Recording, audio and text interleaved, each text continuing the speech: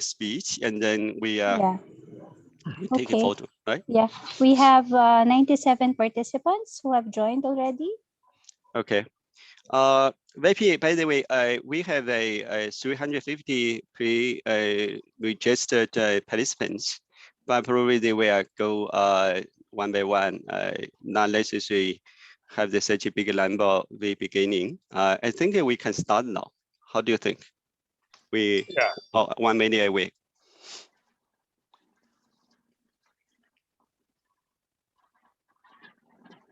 Yeah, probably let's start. Good evening, good afternoon, and good morning. My name is Qingfeng Zhang, the Chief of the Asian Development Bank Rural Development Food Security Thematic Group. I just share with my partner, the VP Laria from the Italy. I share with him, the number of COVID-19 infected cases in Manila just went up by over 480 cases. And Metro Manila just reintroduced coffee hours. Where Italy, where the headquarters of our partner International Fund for Agricultural Development, IFA, is located, just experienced another lockdown. So as long as the pandemic persists and the lockdown is imposed, the risk of the food insecurity just going to increase. And also there is a urgent need for building the more sustainable and resilient food systems. Against these backdrops, ADB is launching a sustainable food webinar series along with our key partners today. It is now my pleasure to begin the opening session by introducing my Vice President, Dr. Bambam Soratoro, ADB Vice President for the Knowledge Management and Sustainable Development. Dr. Susan Toro has been a key champion and also our guide in ADB for rural development, sustainable natural resources, and also food security since 2015. So floor is yours, VP, but before you give the welcome speech, I would suggest one of the speakers, panelists, open your video, turn your video on. My staff going to take a global photo first, and then we move to VP's opening speech.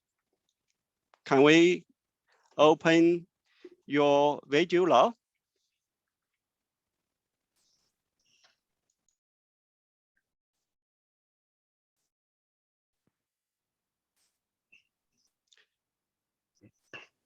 Leah, have you finished the photo?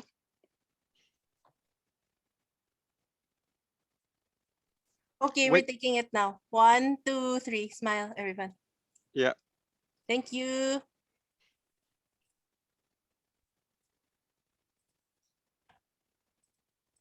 Okay, floor is yours, VP. Thank you, Chief Xingfeng Zhang. A very good evening, good afternoon, or good morning to our distinguished panelists, colleagues, and guests, wherever you may be. It is my pleasure to welcome you all to our new Sustainable Food webinar series. The series investigates how we can make the food system more sustainable and resilient. This year, in September, we will have the UN Food System Summit, followed by ADB Biennial Rural Development and Food Security Forum. It is an opportune time to discuss how to transform the food system. The pandemic disrupted economic growth globally as countries responded to this tragic health crisis. Simultaneously, the risk of food insecurity is rising. You can see in the graph here that the FAO Food Price Index has recorded an increase for 9 consecutive months. Last month, food prices reached the highest level since July 2014. The World Food Programme also says that the number of people in Asia and the Pacific facing acute food insecurity nearly doubled to 265 million by the end of last year. Countries must respond urgently to manage this growing risk, and we need to avoid the possibility of a food crisis similar to 2007-2008. One of the most important lessons of the pandemic is that our food supply chains are vulnerable. Weak logistic and storage systems are among the many challenges we face. There are also public health risks associated with our food supply chains. WHO estimates that at least 61% of all infectious diseases are zoonotic, or those that originate from animals. Research shows that the risk of new or re-emerging zoonotic diseases is particularly high in Asia due to the close proximity of humans and animals in the wet markets. The pandemic has underscored the close connections between people, nature, and climate. Balancing the health of the people, animals, and the environment is crucial for sustainable development. Adding to this, unsustainable agricultural practices in our regions pose a serious threat to long-term food security. Such practices include increased and intensified chemical use. Also, getting food from the field to the table impacts our climate. According to the IPCC, the Intergovernmental Panel on Climate Change, food supply chains account for up to 29% of greenhouse gas emissions. All these lessons increase the urgency of building sustainable and resilient food systems. So how do we do this? Policies and institutions must provide the right incentive to minimize environmental and health consequences. We need to scale up both public and private investment in green businesses, such as ecological agriculture, a circular bioeconomy, ecotourism, and better pollution control. We also can maximize the benefit of using innovative technologies. The rapid embrace of digital technology is generating new businesses and financial models that can help accelerate food system transformations. For example, remote sensing, spectral analysis, and blockchain technology can effectively reduce greenhouse gas emissions and reduce water use, among other benefits. ADB will proactively use our knowledge capacity and financial instruments to support our countries make progress in these areas in collaboration with our partners. The pandemic saw millions of rural migrants lose their city jobs, forcing them to return to their rural homes. As we go into post-pandemic recovery, we need a clear strategy for rural development to rebuild these lost livelihoods. In 2018, ADB adopted Strategy 2030, in which promoting rural development and food security is identified as one of the 7 priority areas. The strategy offers a holistic approach to support long-term rural recovery and resilience. While assisting our countries in transforming their agri-food system, we believe that by effectively leveraging digital technology and addressing the rural-urban digital divide, we can achieve this in 3 key dimensions. First, to promote greater agricultural productivity through innovative technologies. More nutrition-sensitive programs can also help increase the availability and accessibility of healthy, nutritious food to all populations. Second, an enabling environment for agribusinesses to thrive will promote inclusive business, connecting the base of the pyramid populations with the mainstream economy. We believe that opportunities exist in leveraging digital technology for better integrations of the huge number of smallholders into value chains. By providing on and off-farm jobs, more youth can become agripreneurs. This leads me to the third point on rural development, that is to focus investment on improving social and environmental welfare. Better education and healthcare services, along with social protection system, will be critical. So let me highlight some of our achievements in food security and rural development. ADB increased investment in agriculture, natural resources, and rural development over 4 times this past decade. Our annual investment rose from $1.6 billion in 2009-2011 to $6 billion in 2018-2020. In the past, farmers had few incentives to pursue sustainable agriculture and protect natural assets, which were often associated with significant costs or reduced income. This was due to the disconnect between retail food prices and the high cost of production and distribution, as well as an implicit environmental cost. This, however, has been changing over time. For example, our Anhui Huangshan Xin'an River Ecological Protections and Green Development Project in the People's Republic of China is a model for how a structured green investment fund can support small and medium enterprises in green businesses, such as ecological agriculture, ecotourism, and pollution control. It shows how we can blend ADB financing with an eco-compensation fund to help transform an agri-food system, while at the same time provide incentive for small farmers to adopt better practices.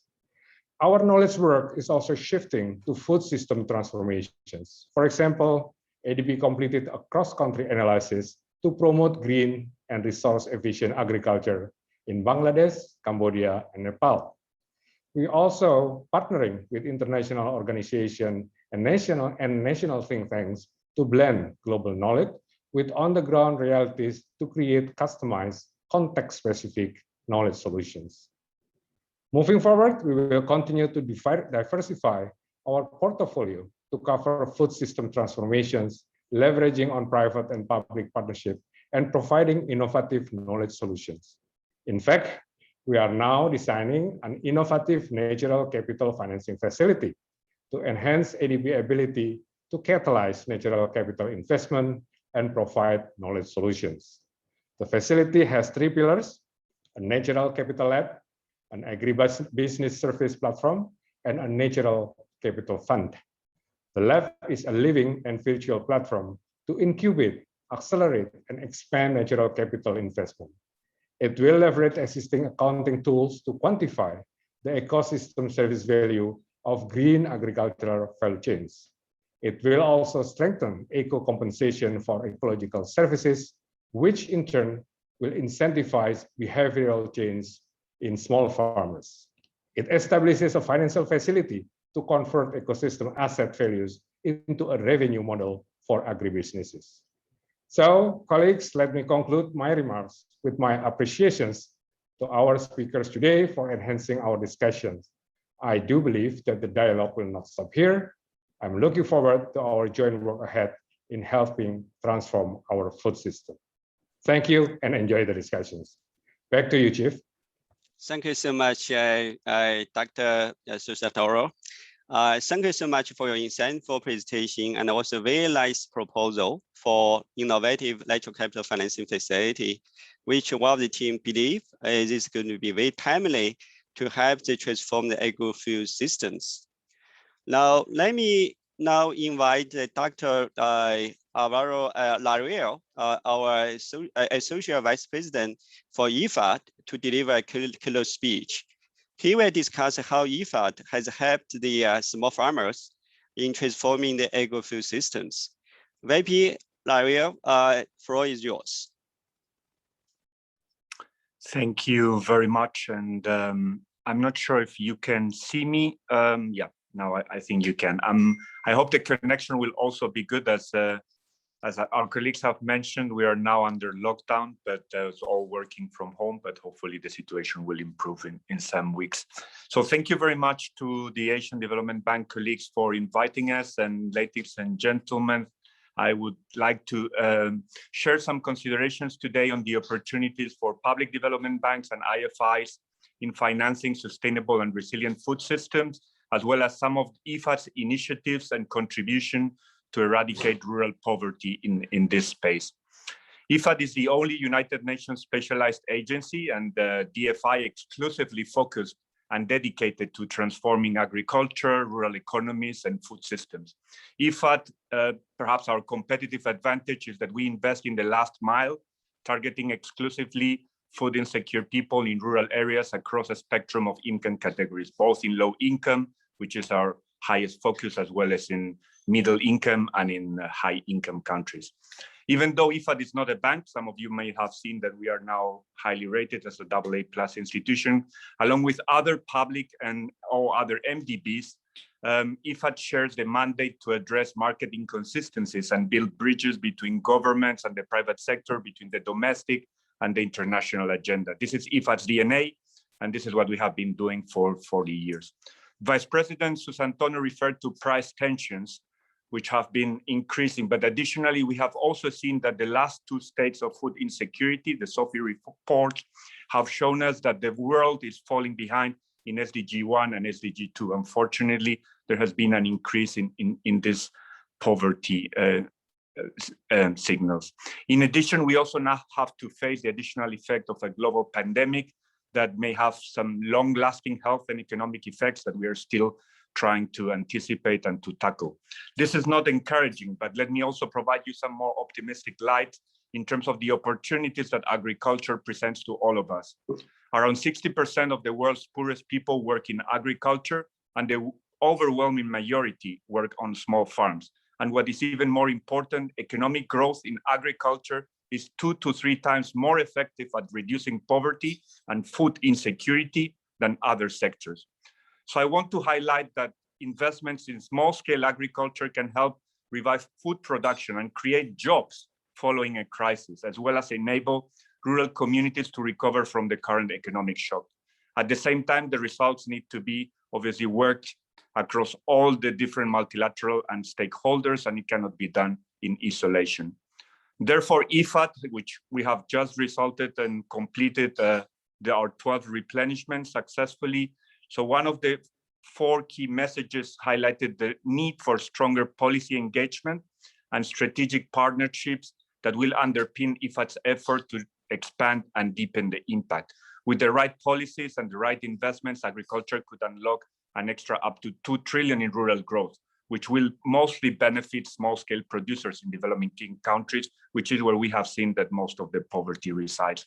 So this Food System Summit will enable us to build on our complementarities, look for economics of scale, cross-fertilize across different experiences. So as a result, the development community will have a shared vision with very concrete steps to achieve an even more resilient global food systems.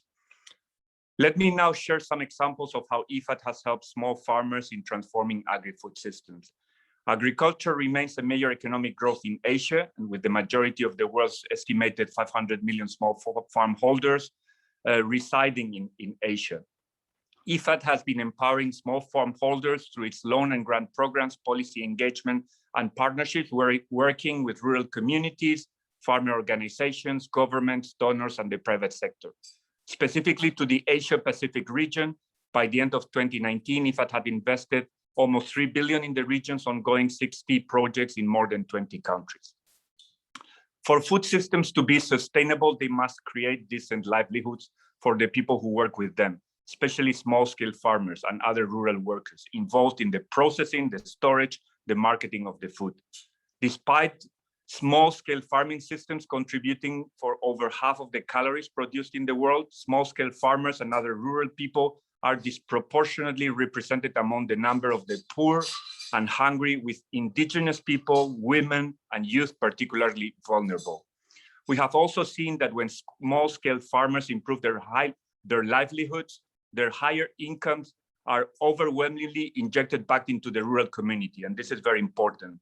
They're coming back to the communities through spending on non-food consumables, on equipment, on technology, on services that reinforce this circle and support agricultural production, creating growth and generating more jobs.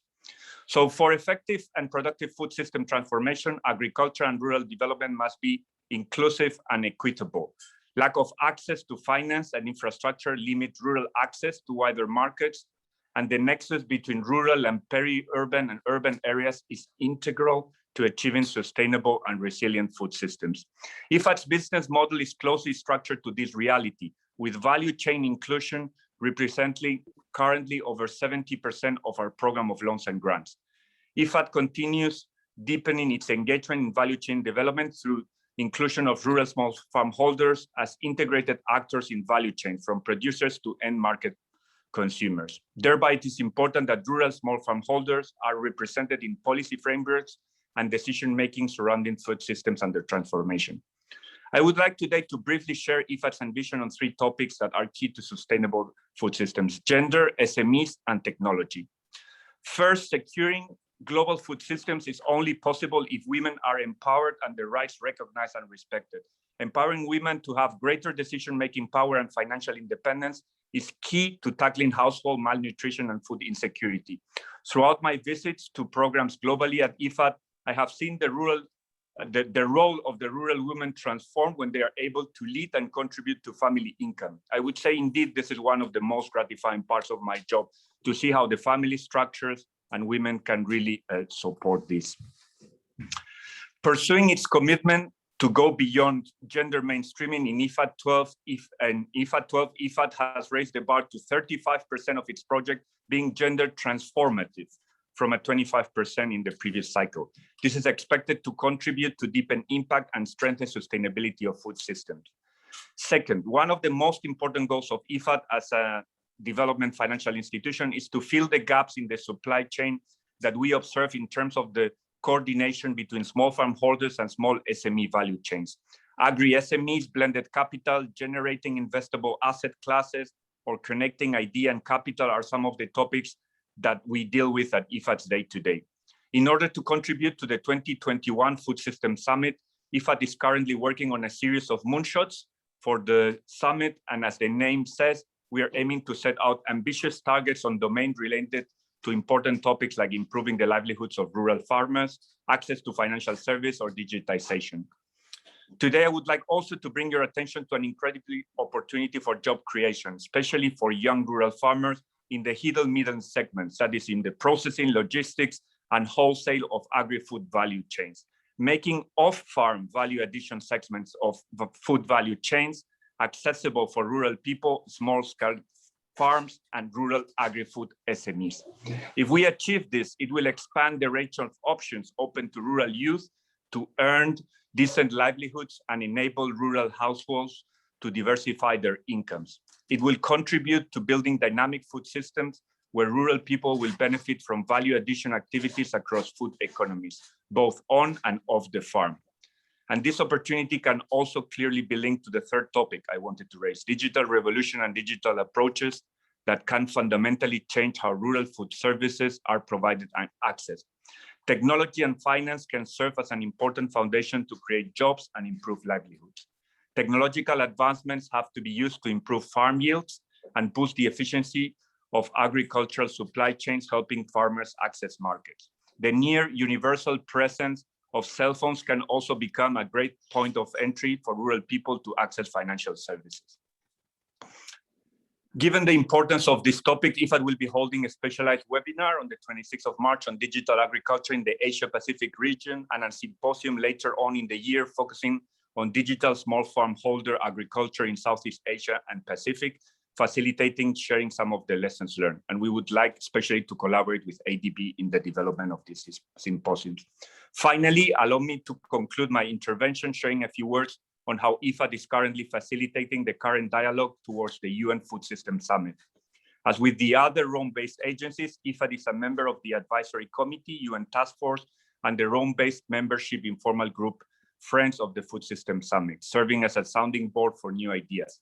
IFAD is also the UN anchor for Action Track 4, Advancing Equitable Livelihoods. The fund is working closely with CARE, the Action Track Chair, Vice Chairs, and other members of the group, bringing together a wide range of individuals and organizations to identify changing solutions.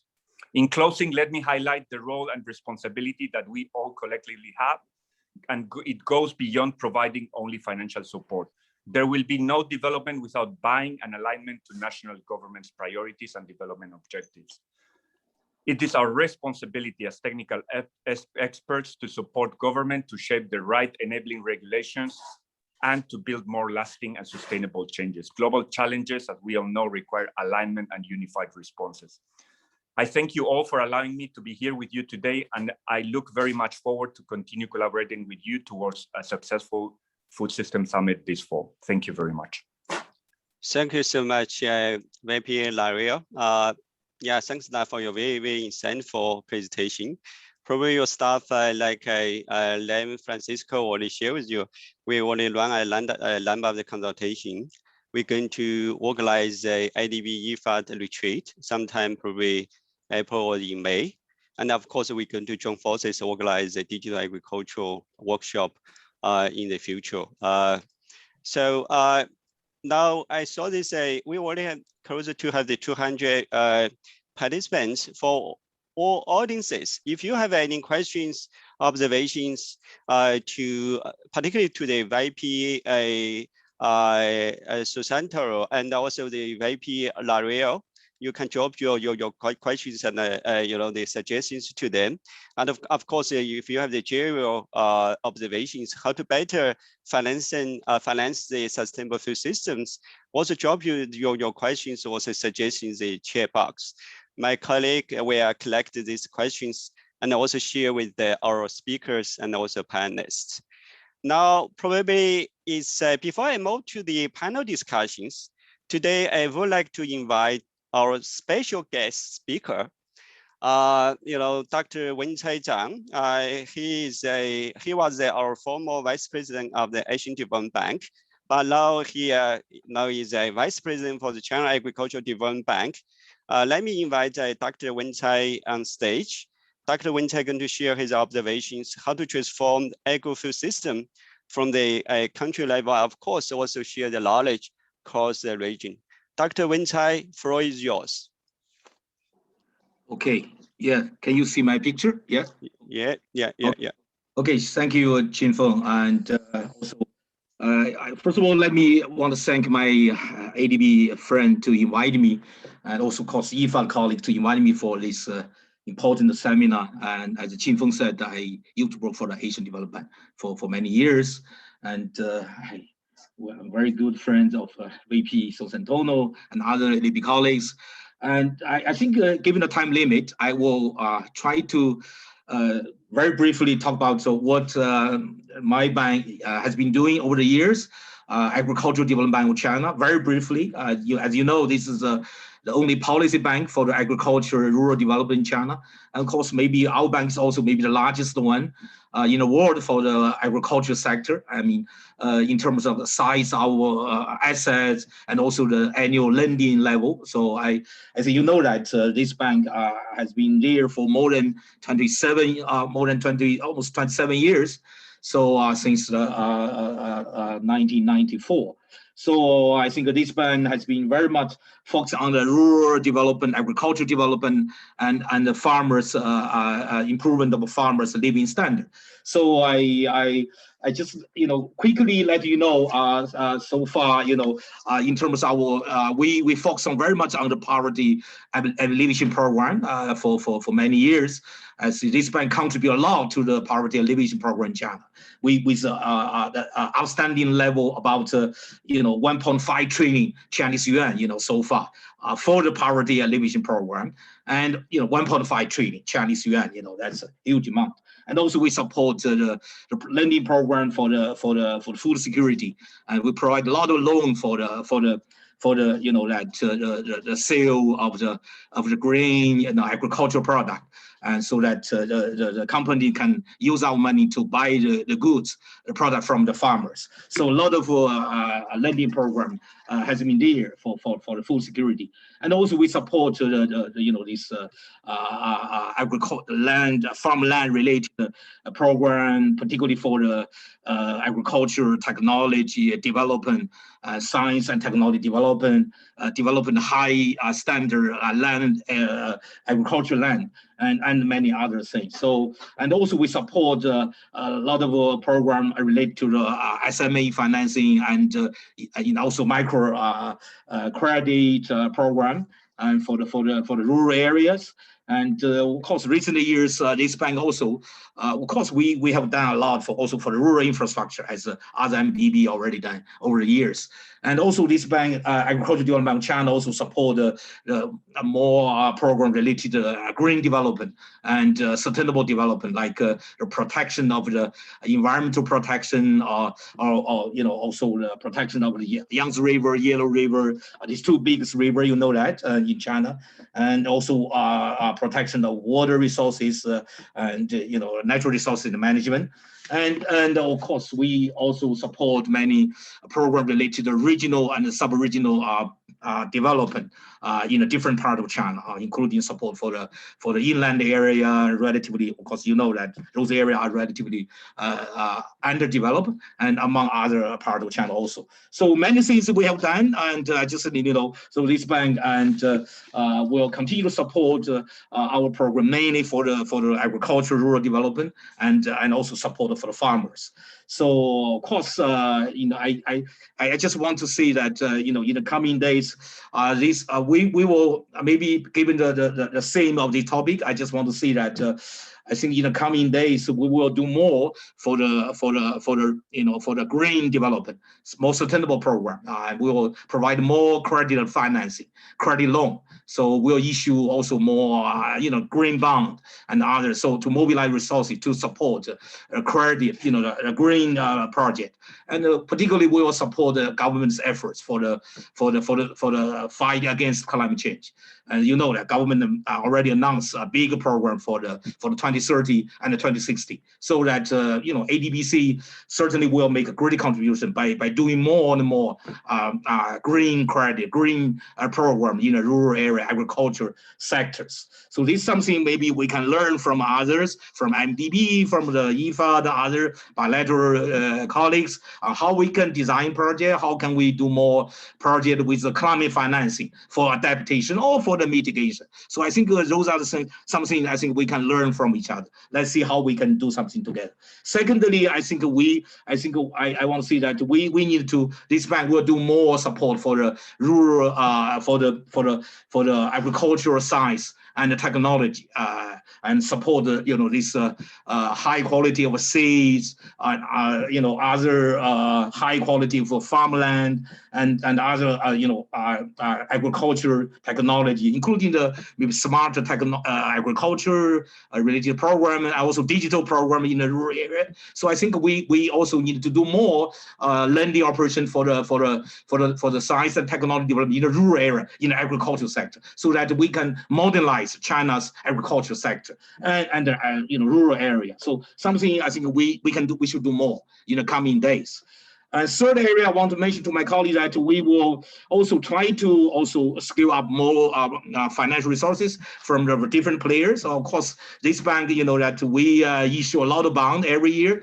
We have this state, we enjoy the state credit status, so we can issue the bonds with a relatively very concessional term to mobilize resources. So last year we issued bond about 1.5 trillion Chinese yuan. That's a big amount. So from the bond market. So this year we'll continue to do that. So I think that of course we also need to mobilize more resources from private sector, from the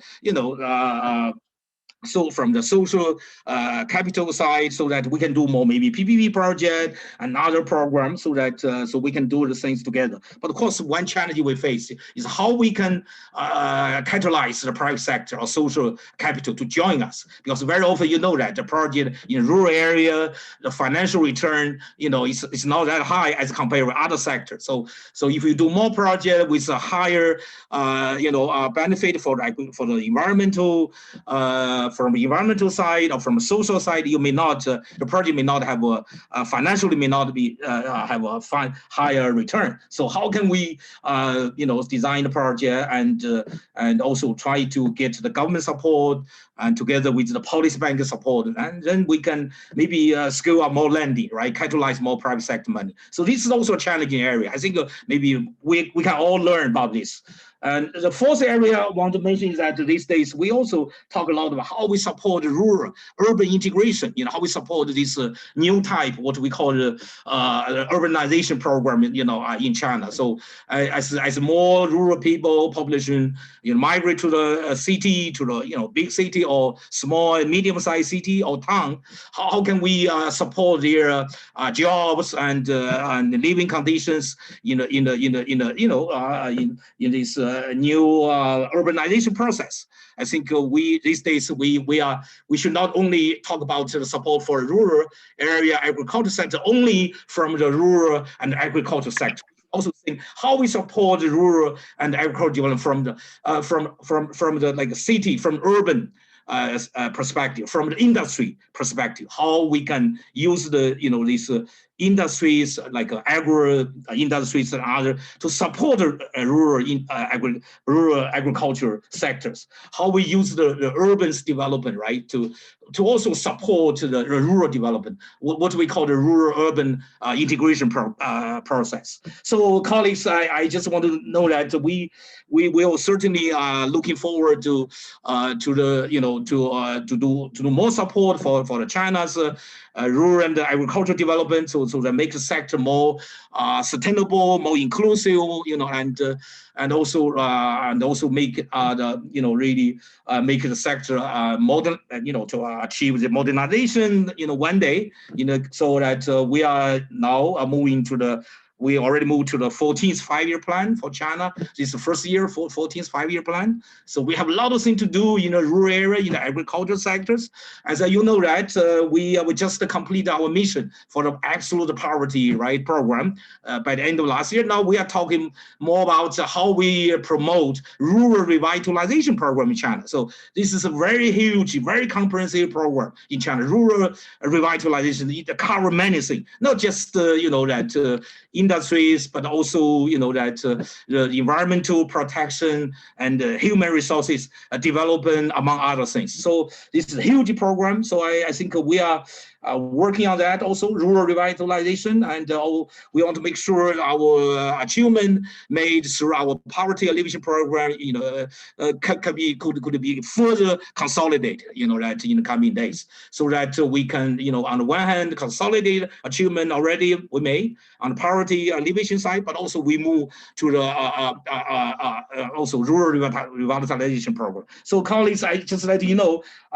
we want to share China experience, ADBC's experience with other colleagues, particularly with IFI. I know that ADB, IFA, the World Bank, others, you have a lot of knowledge at the regional level, at the global level. So I think we can work together.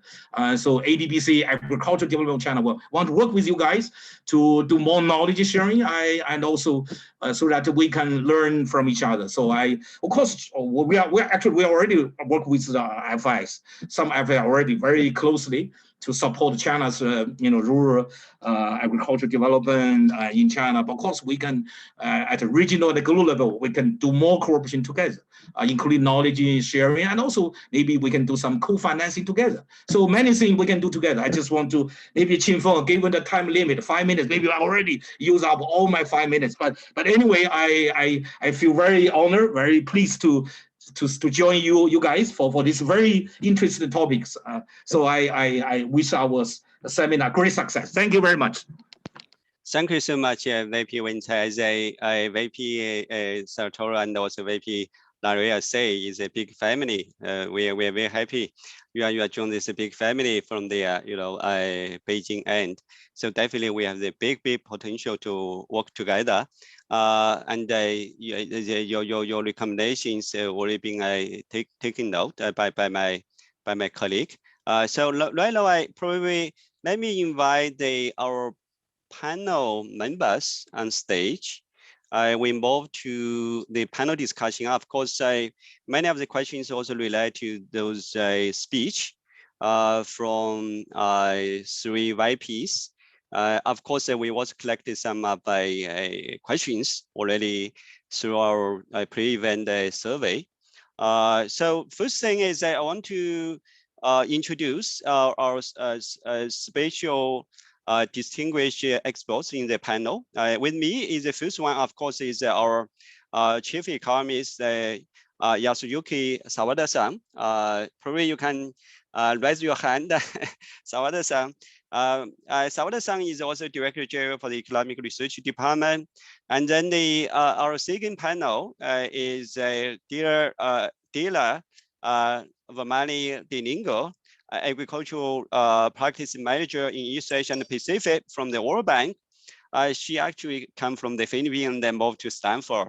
Welcome you back to home. And then we have also, of course, our friend Leanne Jackson.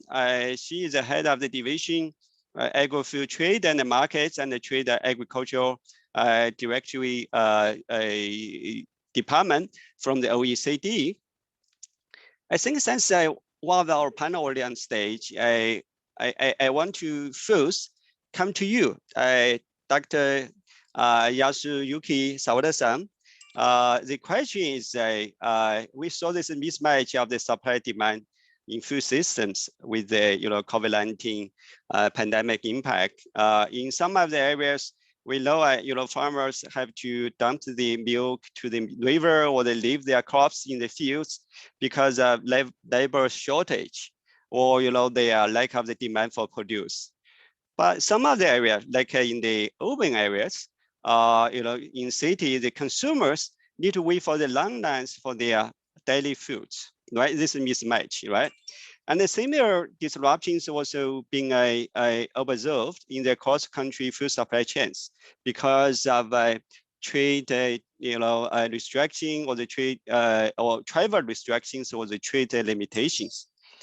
In this context, my question to you, Sawada-san, what the main drivers we can build the sustainable resilient food system in Asia and the Pacific in coming months, if not years? I know that you already studied this area for a long time. Probably you can share your insights. You start first, Sawada-san. Thank you very much, Qin-Fang, for a very important, asking very important question. And I'd like to thank organizers, Qin-Fang organizers, for having me at this webinar today. It's really exciting to join with other distinguished panelists. And indeed, I prepared some slides. So in responding how to build up a sustainable food system, I'd like to use my slides. Actually, second slide, I'd like to start by sharing with you some long-term view. This figure is based on our new book we published last year, titled Asia's Journey to Prosperity. Asia's quite phenomenal economic growth in the last 3-4 decades is quite strongly correlated with poverty reduction.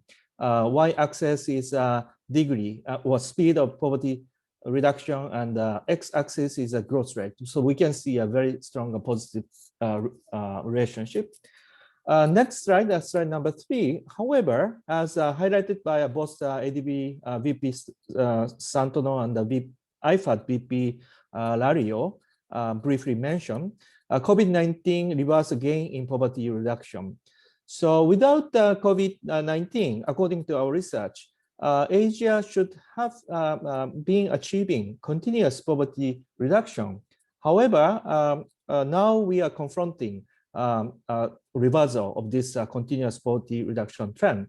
Again, according to our study, probably depending on the poverty line we use, 78 million or 162 million people falling below poverty line due to COVID-19. And next slide, slide number 4. Accordingly, COVID-19 has also been threatening food security, as pointed by ADB VP Bambam Santono.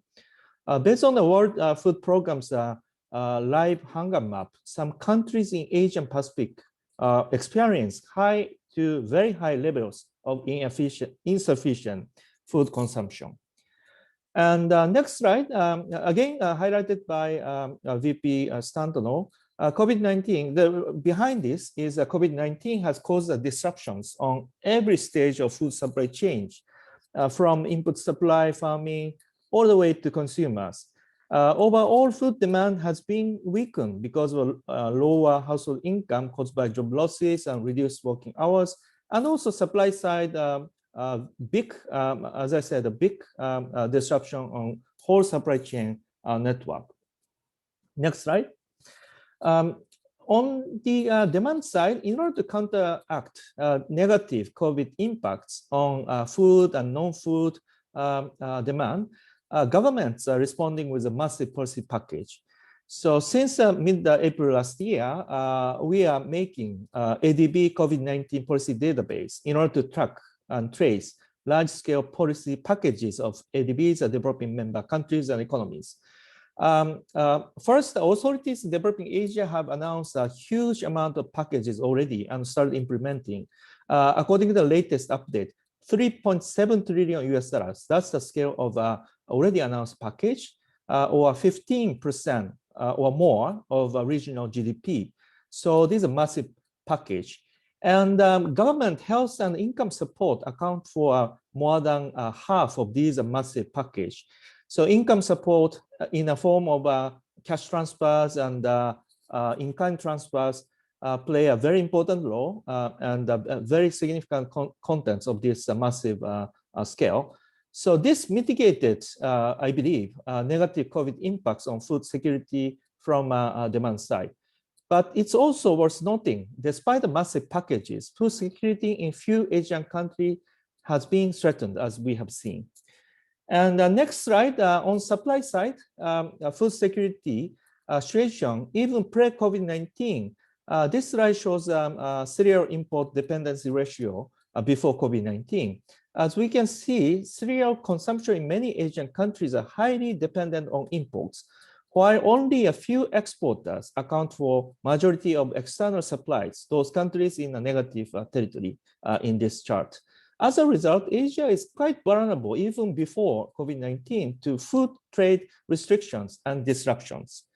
And the next slide also deep look into food supply chain network and other supply chain network.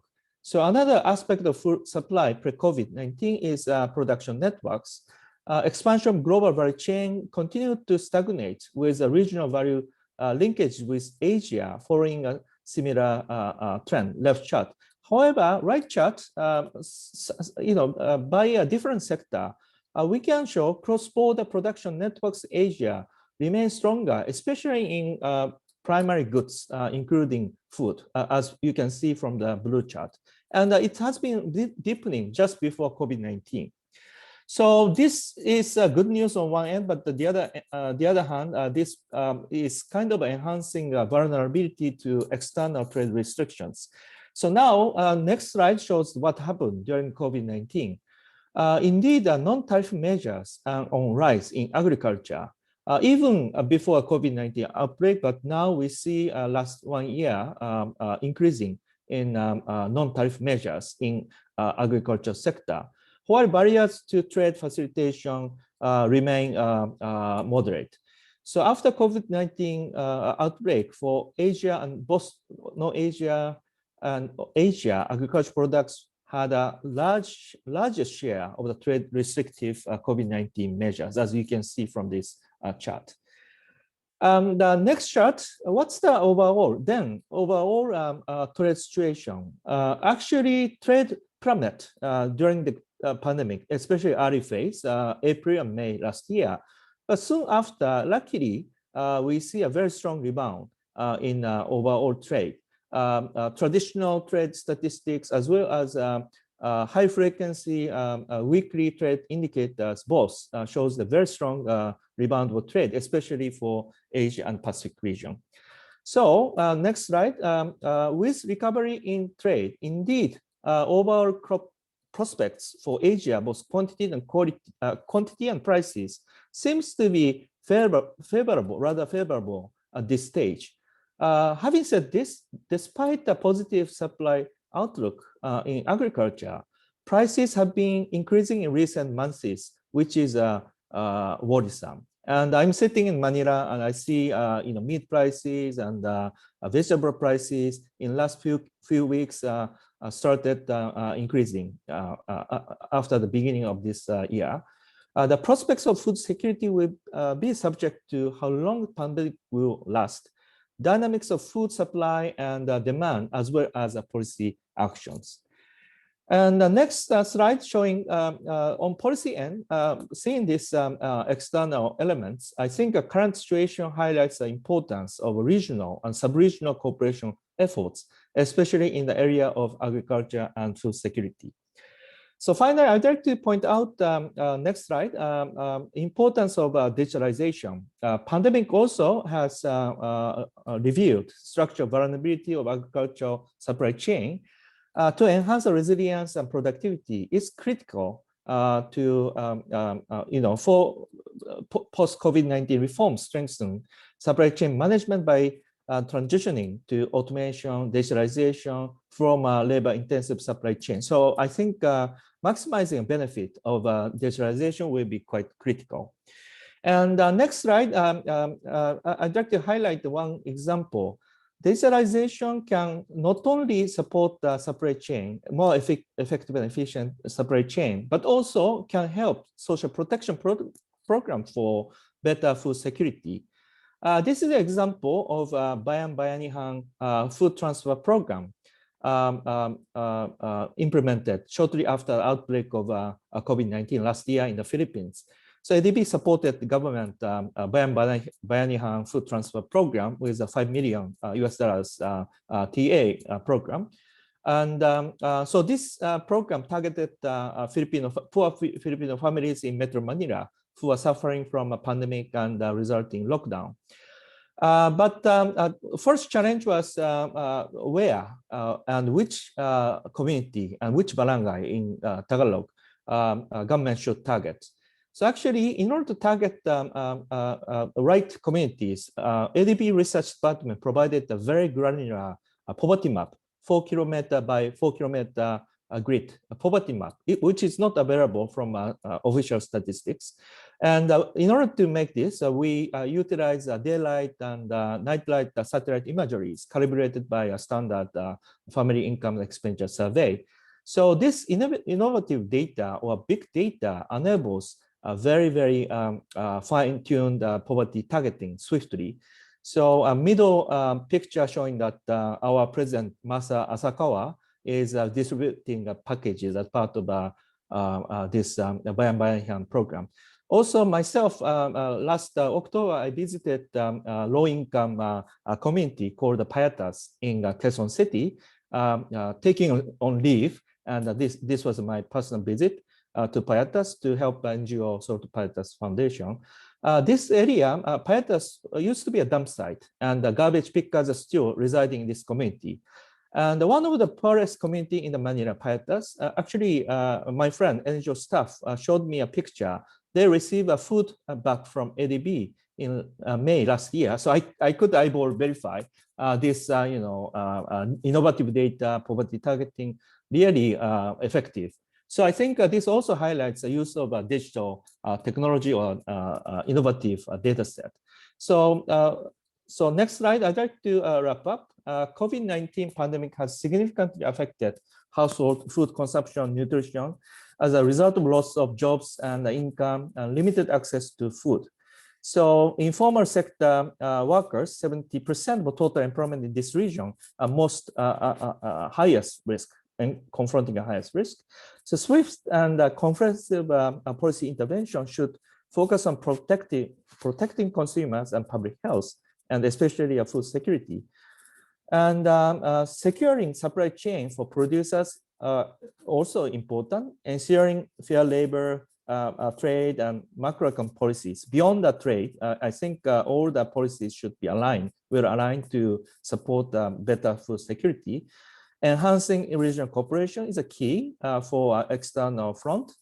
And finally, but not least, promoting digitalization to cope with supply side as well as demand side shocks to secure better food security. I think these are very important. So Chen Fang, this is a little bit long, but my response to your question about sustainable food security. Thank you. Thank you very much. Over to you, Thank Chen you Fang. so much. Very inspiring. I know I take a little bit longer, but I think very inspiring and also very helpful for all of the audiences to know RCI and also digitalization really play a very important role in matching the supply and demand. Very, very critical.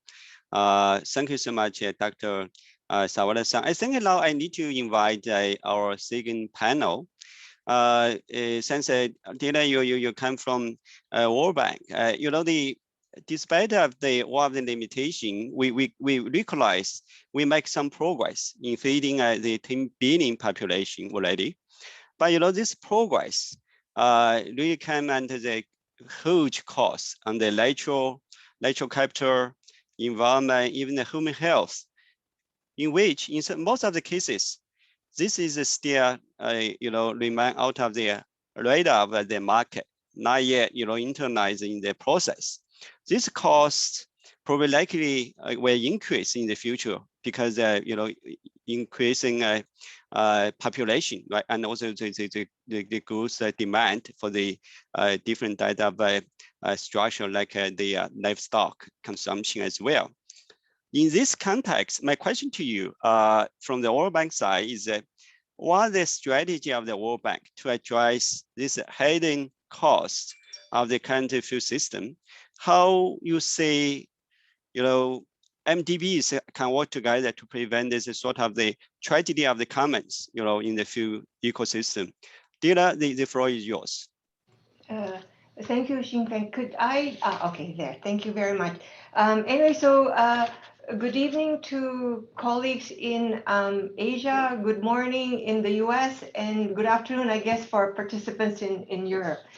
So this evening, I'm going to share with you the World Bank's strategy for scaling up investments in food systems transformation.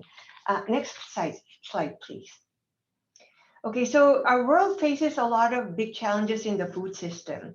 By 2050, we need to produce 56% more food to feed the 10 billion people that's going to be inhabiting the earth by then. But this means, though, we have to produce more with what we have right now, especially with existing land, because expanding the area would mean encroaching on our forest. And at the same time, we want to manage the land that we have today. At the same time, we also have this challenge of reducing greenhouse gas emissions. I know President Sotano had mentioned that agriculture contributes about 29% of greenhouse gas emissions. We also have to reduce that to reduce agriculture's impact to climate change. And finally, there is the impact of climate change itself on agriculture and how do we reduce water stress. At the same time, while we're trying to lift everybody, lift the poor, the extreme poor who are now working in the food system.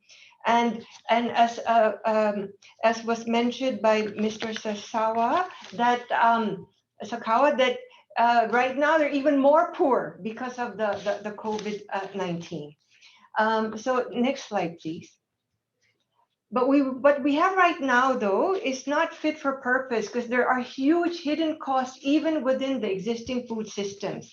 These are in terms of the health costs because of obesity, undernutrition, pollution that's affecting our health, the environmental costs because of greenhouse gas emissions and natural capital costs through increasing deforestation, and the economic costs in terms of rural welfare and the food loss and waste that we find in our system. Right now, about 30% of the food we produce is lost in the food system. Next slide, please. So at the same time, there are very big opportunities in the food system. The market for food is going to be about $4.5 trillion by 2030. In East Asia alone is projected to be $1 trillion because we also have more people and very urbanizing economies, and therefore the demand for food is also going to go up. At the same time, there's the opportunity also to reduce the hidden cost, which is estimated at $5.7 trillion by 2030. And this would require focusing on producing more nutritious food, focusing on nature-based solutions, increasing the diversity of choice, but also making it all inclusive. Next slide, please. So for the World Bank, our vision of the food system is really to support a healthy economy, healthy people, and a healthy planet. So in a healthy economy, this is really increasing incomes, reducing poverty, creating jobs, improving livelihoods, especially for the poor. When we mean by healthy people, it's really providing secure and safe food and nutritious food, ending hunger and acute food insecurity while promoting diversified diets so we have healthier people. And a healthy planet, which is really supporting environmentally sustainable practices. Next slide, please. So in terms of the World Bank portfolio, right now, globally, we have about $21 billion of operations all over the world. And this year in FY21, our pipeline is about $3.94 billion. What I would like to highlight is on the right side of the slide, there's now also increased priority in the World Bank that all our support also generates climate co-benefits. And the target is that whatever we invest, about 60% of that investment must also generate climate co-benefits. But we are not doing this alone. We are also doing this in partnership with the CGIAR, with FAO, with IFAD, ADB, other regional banks, to push this agenda globally. Next slide, please. So just quickly, in terms of our operational responses more recently to the COVID-19, in terms of short-term responses, we are issuing this weekly food security monitoring updates that talks about what is happening on the food security situation in every country in the world in terms of prices, food availability. At the same time, we're also providing technical advice to our clients, especially during the worst of the COVID, in terms of how to resolve the food supply disruptions. Actually, we learned a lot from the Chinese experience and how we shared that to all the countries in Asia, but also in Africa, especially the green passes to allow food to move very quickly. We repurpose our new lending to help with providing social transfers, cash for work, helping farmers have better access to inputs, and at the same time restructuring our existing portfolio also to help with COVID. But in the future, it's really, like I said, the focus is on supporting a healthy economy, healthy people, healthy planet, to try and build back better with a strong focus on greening food systems, promoting gender equality, inclusion, and crowding in responsible private sector investment. And in particular, in East Asia, there's really, I think now, a big push to focus on One Health. East Asia is a hot spot for zoonotic diseases. And the question is, how do we prevent it at source, meaning strengthening animal health systems and wildlife management systems so that the diseases don't jump from animals to people, instead of being reactive and only handling now at the health cost, a health response. Also on plastics pollution, East Asia is one of the biggest regions where we have huge problems of plastic solutions. And thirdly, on the digital technologies, I think like IFAD and ADB, we're also supporting the mainstreaming of digital technologies from farmers to pastoralists to have better access to information and services. Let me stop there. Thank you. Thank you so much, Dina. Definitely, ADB look forward to closer cooperation with you guys. Not just as this global agricultural food security grant, but we also look forward for the cooperation in the food system summit this year, and also preparation of the ADB's Rural Development Food Security Forum this year. Mm. In terms of the Q&A, since the time limitation, we're going to I push the Q&A to the end of our webinar. But some of the questions will already be taken by my staff. I know the number of the questions, the question to Sawada-san about the digital divide. Some of the area right now is infrastructure not yet prepare for digital agriculture or digitalization in the agricultural area. That probably something Sawada-san can answer in the next Q&A. But right now, I probably let's move to the last panel for this session. Dr. Leanne Jackson. Now my question is, to transform the agri-food systems, we face a shift in the consumer demands, regulatory changes, and also uncertainty about the global trade and the markets, which is your area, right? And then we also need to have the coherent policy, say from the production to consumption, considering again, environmental, health, and the nutrition consequences. So what are the key elements of adopting the food system approach, which right now allow OECD countries started to pilot what the concept of the integrated food system approach. So probably Dr. Jackson, floor is yours. Probably you give us some highlights. Floor is yours, Lian. Great, thank you so much. It's really a pleasure to be here with all of you today and listening to all the remarks that came before me. I feel like my remarks are very well set up. So just for a minute, think back to when you first saw the headlines that said global food systems are broken and that they needed radical reform. So at the OECD, what we think is that the risk of having messages like that are so alarming distract from the bigger objective, which is to make better policies for food systems, including by working on providing necessary data and evidence so that policymakers can take informed decisions.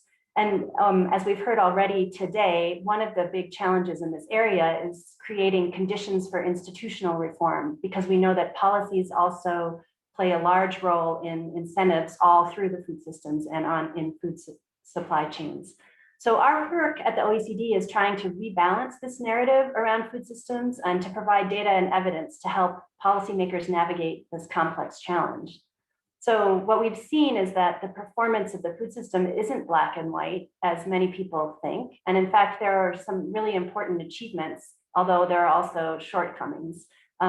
We know that better policies can make a difference through all the decades of work that the OECD has done on agricultural policies.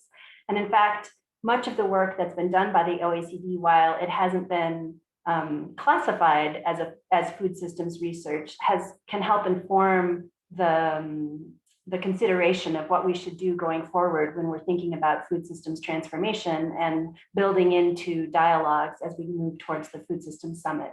So I'll just highlight 3 areas of our work on food systems. So we published a report in January of this year called Making Better Policies for Food Systems. The first part of my remarks will just highlight what we considered to be the key elements of a food systems approach. Then I wanted to talk next about how governments can make coherent food systems policies. And then finally to wrap up with a discussion about what elements get in the way of institutional reform. Because while we know that there's a lot of urgency around creating policy change, we also know that there's certain reasons why it's hard to make those kinds of reforms. So if I turn to the first point, in this report that we published in January, we wanted to make the discussion of food systems as simple as possible without being too simple. And so what we did was we thought about the objectives of the food systems, and actually previous speakers have also highlighted these 3 main areas that we expect from food systems. We want them to provide food security and nutrition for growing populations.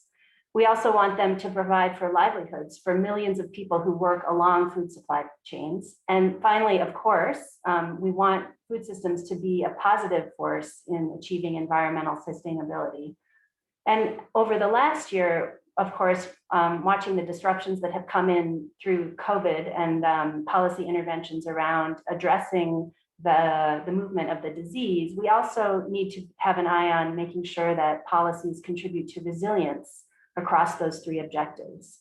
So what we show in our report is that while there are challenges, we've also had major achievements in the past 50 years in food systems. So for example, in the area of food security, we know that world population doubled since 1960, but ag production actually quadrupled, which is a big achievement. Of course, we still see persistent undernourishment and also new health issues associated with obesity and overweight. Similarly, on the environmental side, we know that food systems put pressure on the environment through land expansion, for example, or overuse of water. But actually, with improvements in productivity, the expansion of land in agriculture has actually been moderated. So if we had followed a trend that we saw in terms of land expansion in the 1960s and 70s, we would have much fewer forests and much more stresses on biodiversity.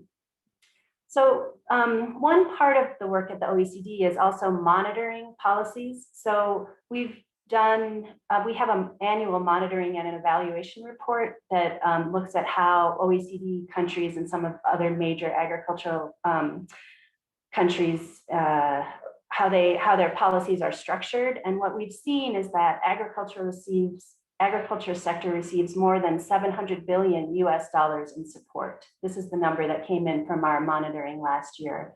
And most of this doesn't go to public goods, which we know is essential for creating a sustainable, resilient, and productive food system. So there's lots of room for reforms in policies, but what are the steps that we need to take to get there? So this is the second point of my remarks. So we know that food systems are complex, and we know that we need to recognize connections among agriculture, nutrition, and environmental outcomes. And that these are really complex. So what kind of advice did we put together for policymakers? Well, there were three main themes that came out in our work. We need to think about awareness of the complexities. We have to look at tools for evaluating different interactions between policies on these objectives. And we need to think about policy choice in a broader perspective, rather than, for example, focusing on maybe agriculture-specific policies. So if I talk about awareness first, just quickly, it seems like a simple thing to say, but historically, policies have often been made in a siloed way. So in terms of creating an awareness, one important first step is to have ministries in governments being able to talk across the silos and to consider the synergies and trade-offs that might be taking place when policies are implemented across these three broad objectives.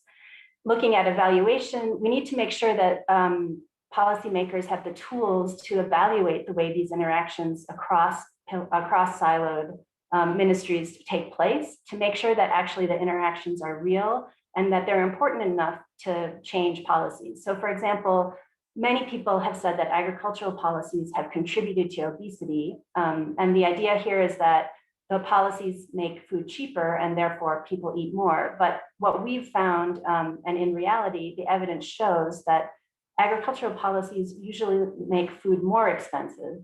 And where there are subsidies, the cost reduction for consumers is relatively small. So reforming agricultural policies might not have a big synergy in terms of fighting some of the issues with overweight and obesity.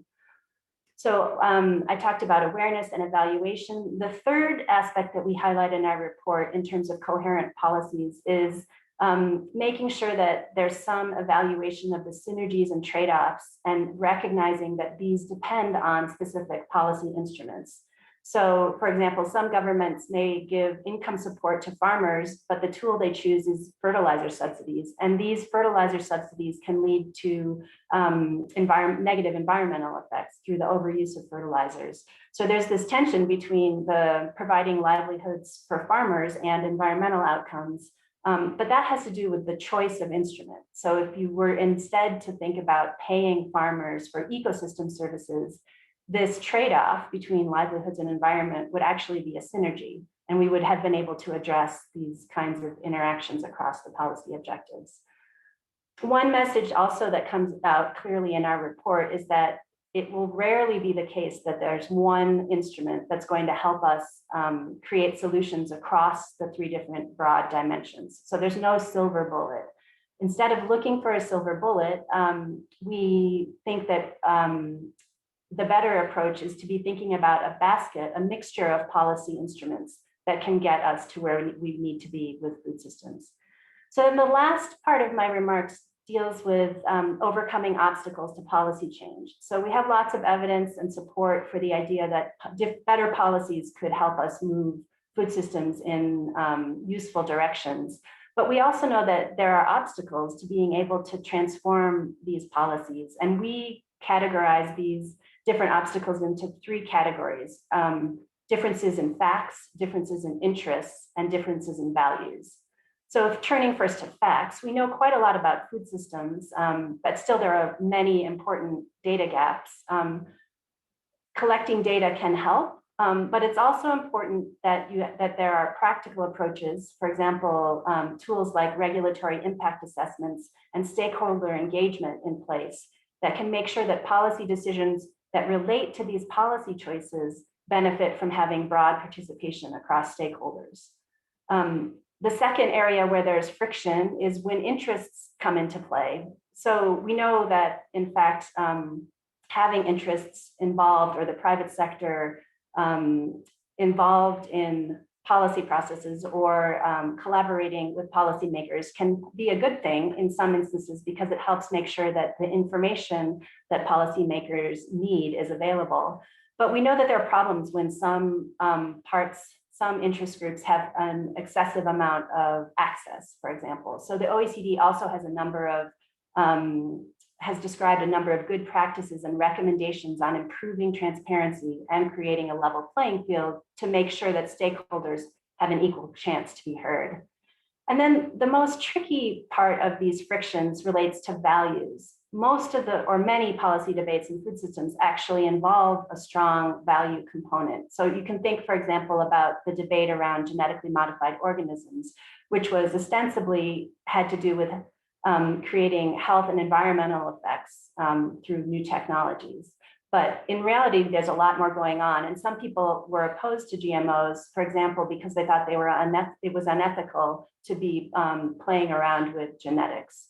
So with values and overcoming differences in values, we also need different approaches. Some recent work in OECD has highlighted the potential of using processes called deliberative processes, where, for example, 100 citizens are randomly selected and they have a facilitated discussion with experts and among themselves in order to provide a recommendation to government. And this has been used successfully in several countries. So just to wrap up, we've been at the OECD, we've been engaging in many of the dialogues that are going on building into the UN Food Systems Summit.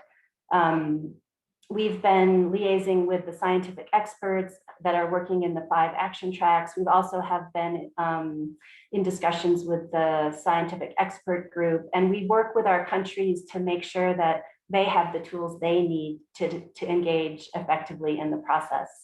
So the message that I'd like to leave you with is that we believe that policy reform to create sustainable, productive, and resilient food systems is possible, but it's going to require effort and attention to evidence, as well as attention to the processes that need to be put in place to help overcome some of these obstacles to institutional reform. If you would like more information about the work that we're doing on food systems, I'll put a link to a portal that we've created that has links to all the OECD research in this area into the chat function, and I'm very much looking forward to our discussions. Thank you. Thank you so much, Dr. Jackson. Definitely the institutional and also the policy change is essential to agri-food system change. Again, you know, the cooperation between the Asia and also OECD is also very critical. And then in the next stage, Eddie, we're going to close the recording with you guys about the, you know, the food system summit. I know that in the chat box, you know, some of the questions will be already answered. Due to the time constraints, probably we want to just say move the sort of the direct answer to those questions that I answered to the end of the next session.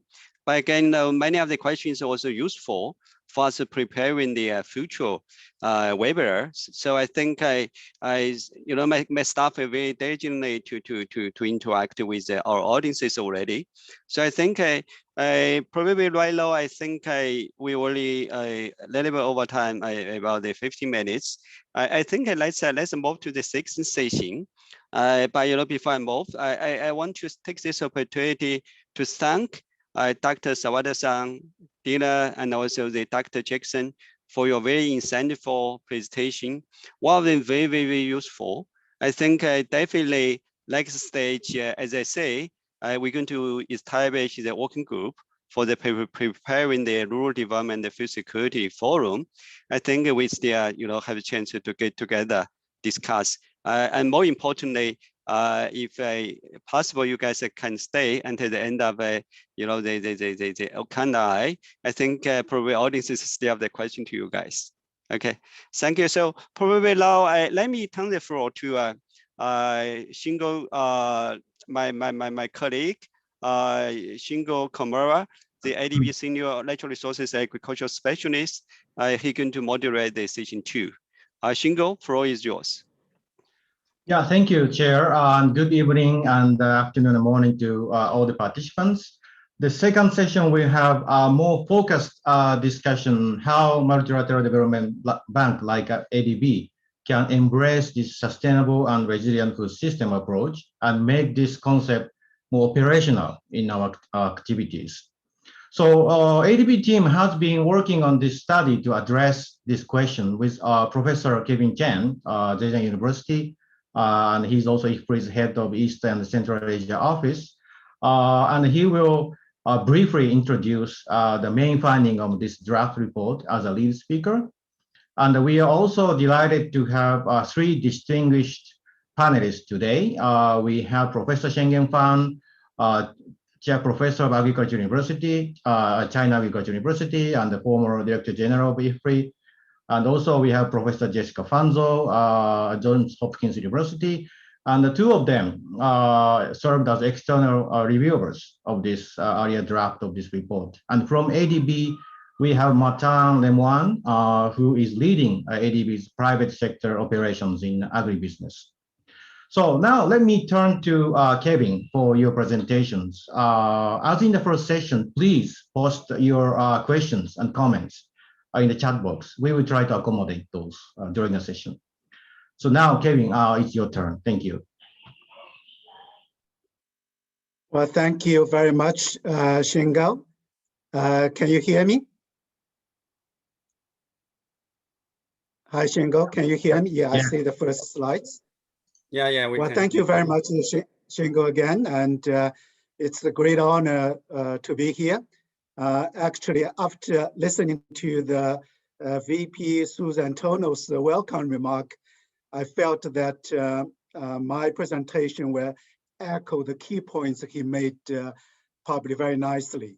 And as we are aware, there are multiple risks we are facing today. And in addition to the COVID-19, there are climate change, there are trade conflict, there are political conflict, there are environmental issue and increasing carbon emission and so on. Clearly, we also observe the global food price in the recent months has been jumped up quite a bit. All those trends seem to point clearly the risk of food insecurity are rising. So this is quite alarming in the sense. And from the previous number, which released by WFP in a study, and largely indicated that there will be more people added to the acute food insecure in the Asians. So indeed, this is really the situation, the riskier situation we face in terms of food securities. Next, please. So now, if we look at that, the food is certainly a common thread that linking the multiple development challenge which we're facing, and malnutrition, hunger, environmental issue, and so on. At the same time, food systems have an interconnected economic, social, and environmental dimension. So if we look at SDG goals, directly, the food is related to the SDG goal 2 on zero hunger. And food is also linked with all 17 SDG goals. So that's why from all the previous speakers, we very much focus on the food system and building the resilient, sustainable food system as a very effective instrument to address the SDG goal, certainly to address the ADB priorities in the development. So from these particular slides, I'm not going to go one point by one point because of the time constraint, but it certainly echoes the point made by one of the previous speakers, how complex the food system is. You simply look at this slide, you see how complex that is. It's a whole food supply chain from production to the consumer. You look at that from the employment, ecosystem service, water pollution, emission, nutrition, health,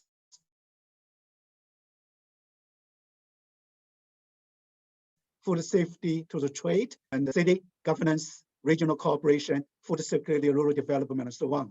So all this is a call for sustainable and resilient food system transformation.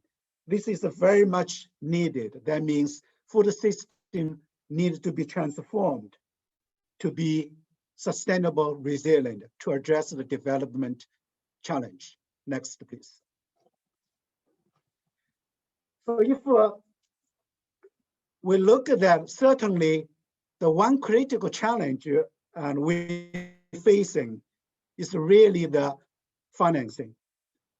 And food system transformation will require tremendous investment from both public and private.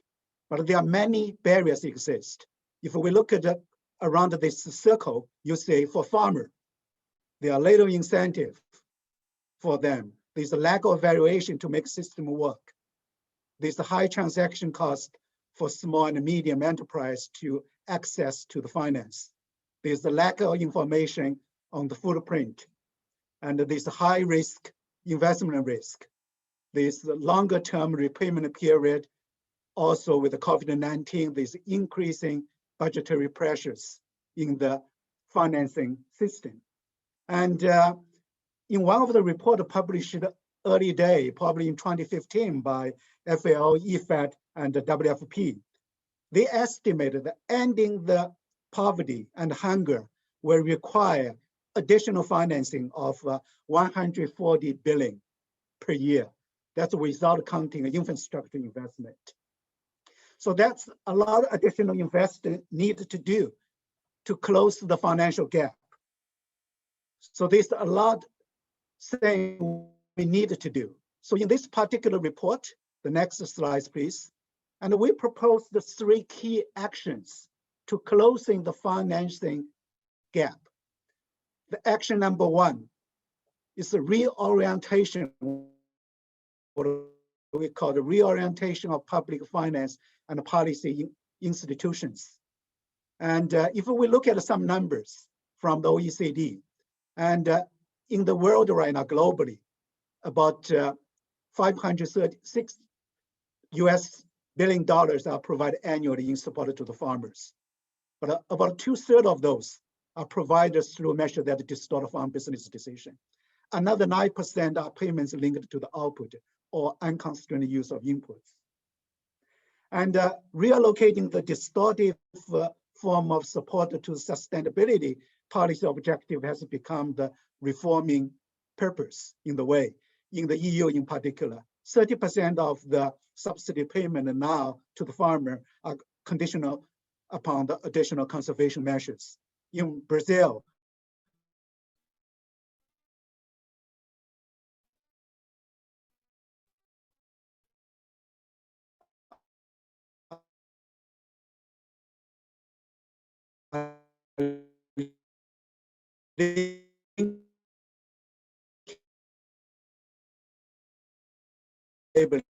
for the market price to integrate the true cost that has been mentioned by some of the previous speaker. That's going to be a key issue.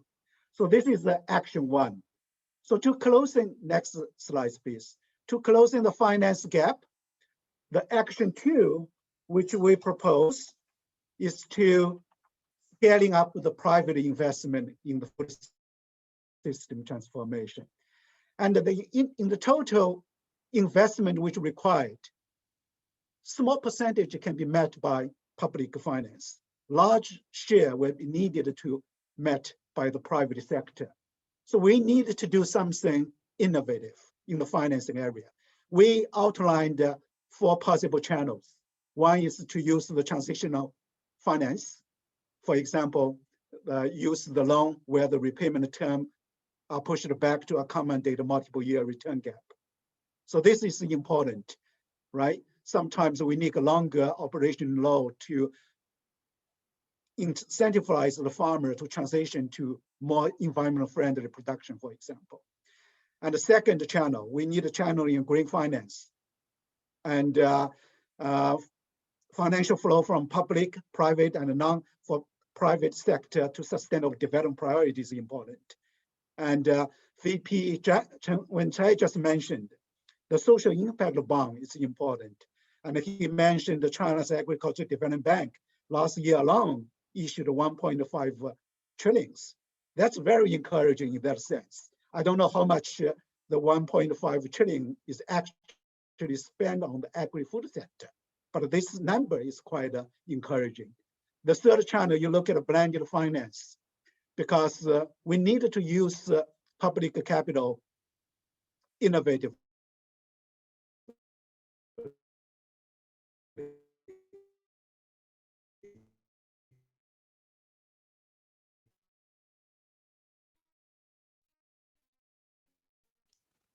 To leverage, to attract the key instrument to connect the different pool of capital. So we needed to look at a different fund, particularly to support small and medium enterprise. Because those small and medium enterprise is the key for the food sector. But small and medium enterprise typically suffer from the inaccessibility to the finance. So if we look at some practice, the VP Susano also mentioned one of the ADB's practice in China. Next slide, please. If we look at that slides, there is some innovative green financing mechanism. One is on the cross-provincial eco-compensation fund to avoid the pollution of the river, to help to control the non-source pollutions. And they set up the two kinds of fund, right? The cross-border eco-compensation fund is Wangshan Tea Farmer Green Incentive Mechanism to engage farmers to adopt more environmental friendly sustainable farmings. So those two funds, it's going to play a significant role in protect the river, in the Xinanjiang River, the water quality, and to promote the green development in the region of Huangshan and the Xinanjiang area in Zhejiang province. It's a very innovative mechanism going on in that particular region. And we're going to do a continued study on that particular project. Next slide, please. So now, if we look at the closing the financial gap, the action 3 we propose, it has been mentioned by a number of the previous speakers, is to leveraging the digital technology. And digital technology seems to offering a lot of new opportunity. It could offer a new financial model to support the agri-food system transformation, on climate change mitigation adaptation, on the sustainable use of natural resource, on reducing the food loss and waste. And certainly digital technology can improve the productivity of entire food supply chain. At the production stage, the big data, internet thing, and the sensor can help farmers' decision making through the accurate, timely, location-specific price, weather, agronomic data and information. At the distribution stage, digital technology can reduce the transaction cost to address the asymmetric information problem and to improve the product's traceability and integrity. So with all those three key actions, it will help us to closing the financial gap. If I look at one example of leveraging digital technology, one example in China. Next slide, please. We present one very innovative business case called Song Xiao Cai, which are replacing the traditional vegetable supply chain with a demand-driven supply chain. It's basically trying to match the production and with the consumer demand better in the vegetable production and consumption area.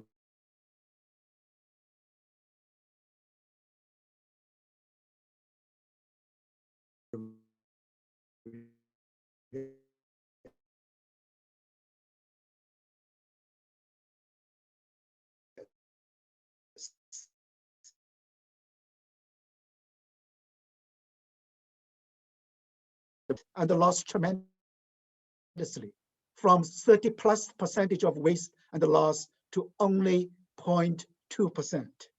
So this is a tremendous achievement.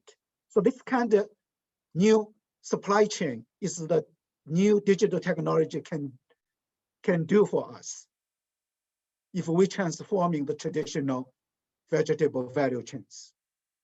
So this is a very promising technology. So with those, I trust certainly it will help us to address the financial issue we face. Next slide, please. There are a number of implications for ADB engagement from this particular study to help the food system transformation. We identified certainly 4 key areas.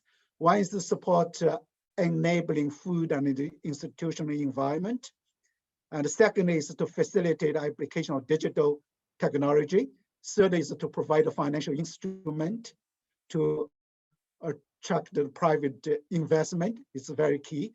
The fourth is very important, is to establish a multiple stakeholder platform for food system transformation. I don't want to get into detail because a couple of those tools has been mentioned early on by some of the speakers already, but I do Capital Lab, which mentioned an innovative natural capital financial facility. I'm going to make a proposal for the ADB to make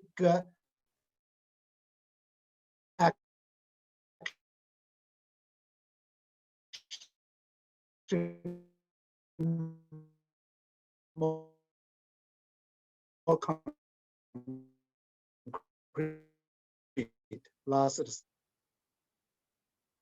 Well, looks like the slides are not coming up, but I don't know why. This particular slide, which really is sharing the concept of a project preparation of financial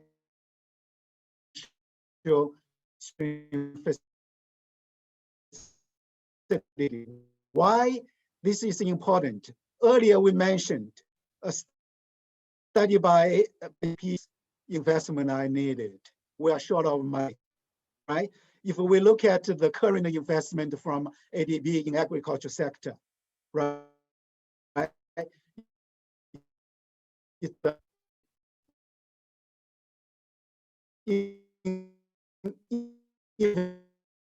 In 2021, we project to be a 3.5 billion, compared to the closer to 200 billion additional dollar we needed. That's peanuts money which are available, right?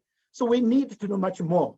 So we are urging the ADB to prepare the project, to set up the financial structuring, new structuring facility, to identify, prepare the investment project, to identify the possible source of public or private investment financing, to develop the financial structure, operational design, and to, of course, to support the monitoring evaluation activity for the pipeline, the project. This is very much, we are looking at the InSafe, which I'm very glad to hear the VP Suzanova already mentioned. ADB is a plan to adopt that particular concept to establish innovative natural capital financing facility, which has 3 key components: the natural capital fund, natural capital lab as a knowledge hub, and agribusiness service platform. So I'm very much look forward to establish this financial structuring facility. So let me conclude my presentation here. Thank you very much for the listening. Thank you very much, Kevin. Now let me turn to panel discussions. So I would like to ask Kevin and all the panelists to turn on your video. Schengen, and we have Jessica, and we have Matan. Are you here? Hello. So first, let me first invite Schengen. Of course, I would like to ask you if you have any reaction to Kevin's presentation, but also if you have any reflection on the discussion in session 1, I appreciate that. But I understand you returned to Beijing just before the pandemic. started and observe all the development so far. And I'm just curious to ask you, what are the key lessons we can learn from sustainable and resilient recovery in the agri-food sector in the PRC? This is also mentioned by Dina in the first sessions. And what is the role of these digital technologies in scaling up investment in sustainable and resilient food system transformation? So floor is yours, Shingen. Thank you. Well, thank you, Shingo. I'm so happy to hear all friends here, Kevin, Jessica, and many others. Before I go to discuss Kevin's presentation, I wanted to mention that the Asian food system has been quite resilient against the COVID-19. Yes, the food system was interrupted because of COVID-19 here and there, but by and large, we have not seen hunger, malnutrition, or severe poverty because of COVID-19. So I think there are many things that have contributed to that resilience. The one, obviously, good infrastructure the Asian country has, particularly in the supply chain. The second is obviously the government actions. The government took enough actions, whether you call it a green channel, a green pass, as Dina said. Definitely, enough actions have been taken by government here in China, in Indonesia, in Vietnam, in the Philippines, and so on. And also, I think Asians have this sort of spirit of working together, the connectivisms. So they work together under crisis. Now, this is also something we can share with other regions. So I think this is some of the lessons that ADB and many organizations can share with Africans, with South Asians, and probably even with OECD countries, how the region has been responded to the shock and has been quite resilient. Now, Kevin proposed 3 actions and 4 implications for ADB. I fully agree. I think the food system concept is very nice there. I really like that concept. Basically, it's all the actors and the actions, from production up to consumption and health, so everything in between. So here I wanted to emphasize 2 things. One is actors, the other one is actions. So using this conceptual framework, we can actually analyze where is the gap in terms of financing. So this is something maybe we need to take into consideration when we design our project. So using food system as a concept, look at all the actors, look at all the activities in the food system, and to see where is a gap in terms of financing. I do think the financing and the partnership between public and private, as well as digital technology, are the key 3, let's say, areas the ADB can really take action. But I wanted to mention a couple of more. The one is on the production side. How can we really rethink of our new production practices in the future? I think some of the regenerative agriculture, I think Kevin's concept note has mentioned that. I do think, how can we produce better with less in a sustainable way by using less fertilizers, water, or even land, by protecting biodiversity? Tremendous potential over there. I think some of the investment financing could go to support that. Now, that's from production side. Then from consumption side, there are lots of new innovations, novel foods, alternative proteins, even lots of the modern urban farming factories, urban or vertical farming, that can really bring game-changing solutions to some of the problems we're facing today.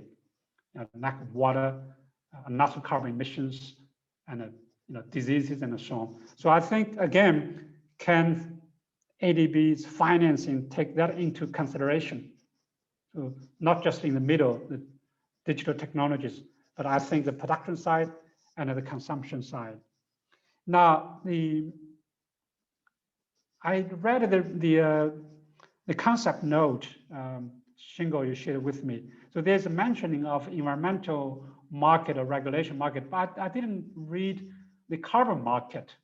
I do think the carbon market could be further development through the support of ADB, where the smallholders can receive some compensation if they can sequestrate carbon into the soil or into the land, and if certain even SMEs, in the food supply chains can also get compensated if they adopt certain technologies that can reduce the carbon emissions.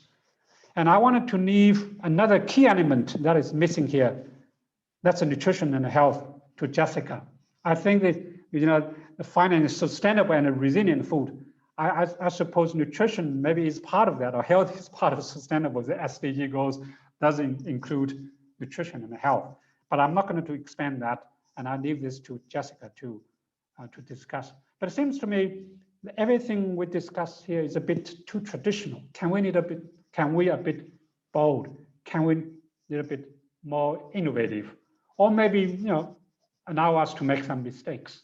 ADB has that room to move around. Thank you, Shingo. And I'll be very happy to listen to Q&As and answer some of the questions that I might be able to do that. Thank you very much, Shengen. Yes, very insightful interventions. And of course, we are interested in also carbon market application to agriculture here. So next, let me invite Matan. You are leading private sector operations in ADB in the agribusiness. And reflecting on the presentation by Kevin, I would like to ask you how ADB can provide catalytic capital to mobilize private capital to sustainable and resilient transformation of food system.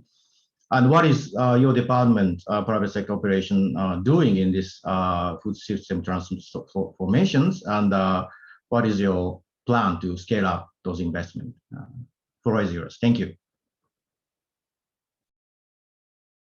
Thank you, Shingo. As we've heard, I mean, the food sector is really an underinvested sector. In some way, we take food and farmers for granted because they have been around for so long. But then we realize that neglecting agriculture has consequences on poverty, the environment, public health. So I think I really like what VP Zhang mentioned, that the cities and the industry have to realize that they need to get involved in. I think more investment is required to bring this food system to modernity in some way. Actually, there was an interesting report by Temasek and Rabobank on the needs for investments. Today in Asia, the investment level in the food system is $130 billion. And the report says that you will need to double that figure or more, so to up to 300 billion a year to really fix the system. That would correspond to around 1% of GDP, as opposed to something like 0.5% today or 0.7% today. So there is a need to invest more in the systems, and not so much to produce more food, but to have safer food, healthier food, more sustainable food, and maybe even less food. I mean, if we can reduce the losses as mentioned. So that's the context. I mean, how can we, because these additional investments will actually not come from the government. It has to come, 80% of it has to come from the private sector, the farmers, the agribusinesses, the financial sector. So what's the catalytic role of ADB to bring this additional investment from the private sector? I see two main roles.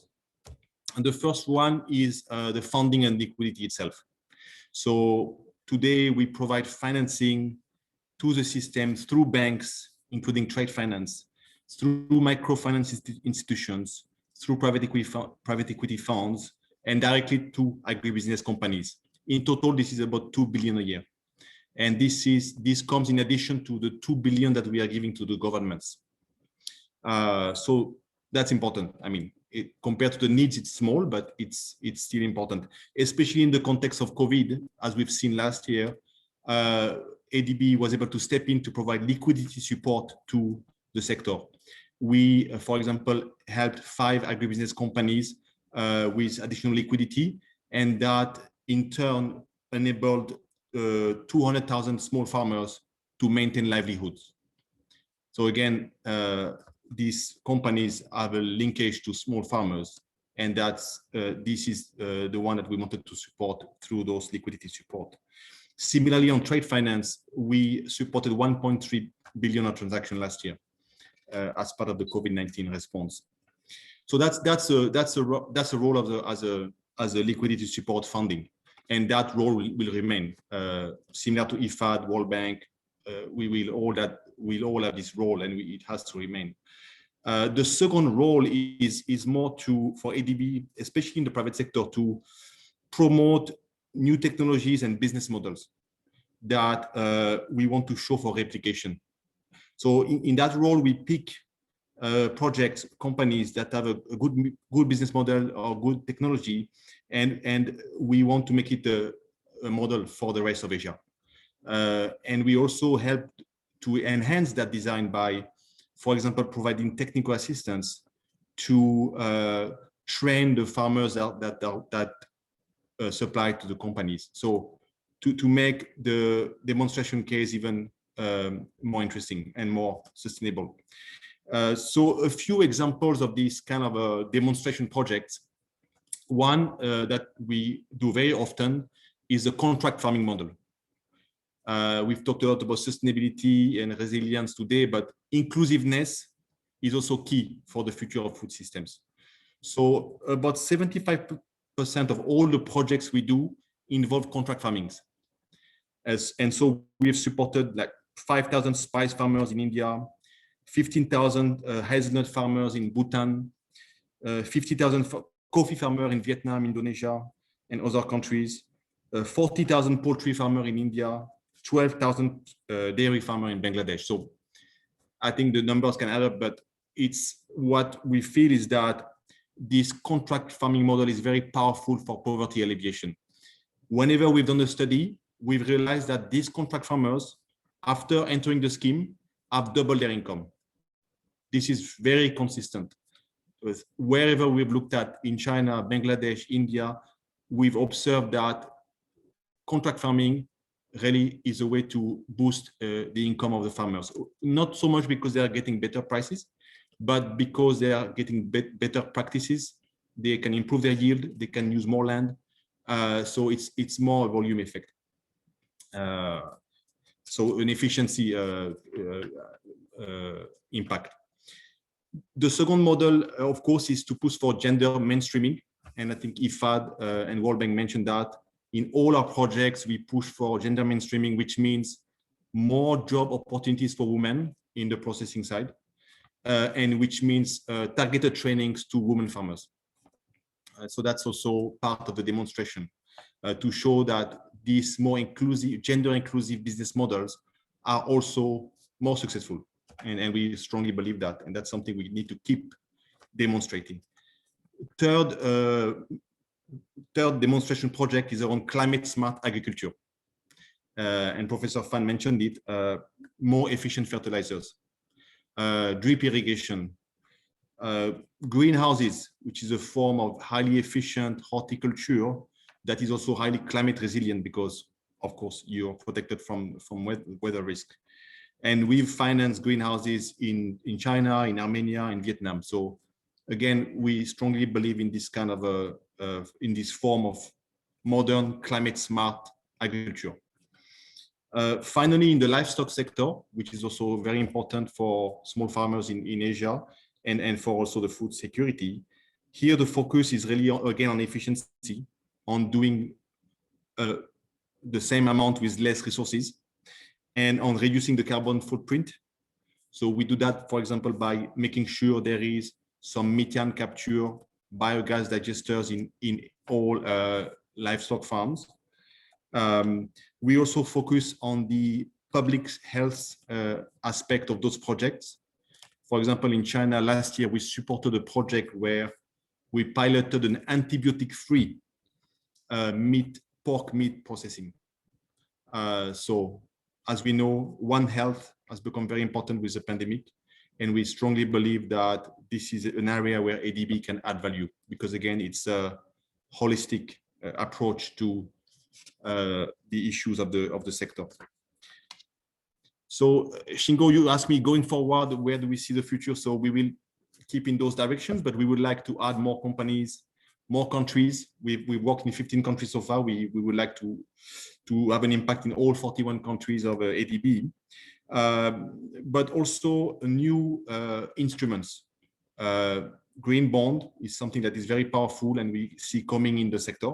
So it's a way to mobilize not only ADB money, but also commercial banks into the same kind of highly sustainable green agribusiness project. And similarly, blended finance is a very potent tool to help de-risk project in the most frontier and risky countries. And so we see more and more donors willing to support this blended finance mechanism where the donor funds are being blended with the commercial, with ADB or MDB funds or commercial funds. Finally, you asked me about the contribution to the UN Food Summit. What I see today, we are part of it. We are part of some of the action tracks. What I see today is that the UN Food System Summit is very strong on advocacy and policy. They are getting a lot of inputs from NGOs, from governments on these dimensions. But I see some weakness on the finance. I think there is a lot of inputs that we can provide to the UN food system on finance. And in particular, ADB has a, I would say, traditionally a very concrete way to look at things because we are project focused. We build our knowledge from our own investments. And so what we will do to contribute to the UN food system is to have an independent dialogue on Mongolia, which will take place in September. And that will be an opportunity to showcase the ADB project in Mongolia, both on the sovereign and the non-sovereign side, because this is a country where we've done a lot in livestock, in horticulture, in food processing. And I think this will be a very concrete way to show, even in the most frontier country like Mongolia, how can we transform food systems to make them more inclusive, more resilient, and also healthier and more successful. So this is what we plan to do. Thank you. Thank you, Madam, for sharing the experience in the private sector operation. Now, Jessica, sorry, you're running out of time, but as Schengen said, we haven't discussed so much about nutrition and health issues. Can you quickly share your views on this, supplement all the discussion? In 1 minute, I'll try. No, we all have to get on to other things. Yeah, so I think one thing that became very clear from the COVID pandemic is that certain nutritional status is a huge risk factor for how people fare in dealing with COVID. So we know that obesity and undernutrition have become massive risk factors in morbidity and mortality of how people cope with COVID. And of course, diets are the key to that. So it was nice. I'm glad that Kevin mentioned diets at the beginning of his presentation. And there's a real need for more directed public and private financing towards healthy diets. Diets now are one of the top risk factors of disease and death. And about 3 billion people cannot afford a healthy diet.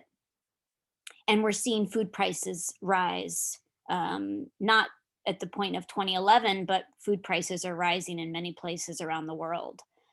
So with public and private financing, there's real opportunities. And we know, and Schengen knows this well, that a lot of public policies like subsidy policies, for example, are not directed towards healthy food.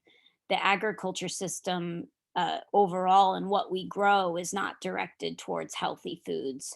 So some interesting work by Mario Herrero's group shows that even if everyone were to eat the required amount of fruits and vegetables per day, we don't even have enough of the supply of fruits and vegetables to serve that demand.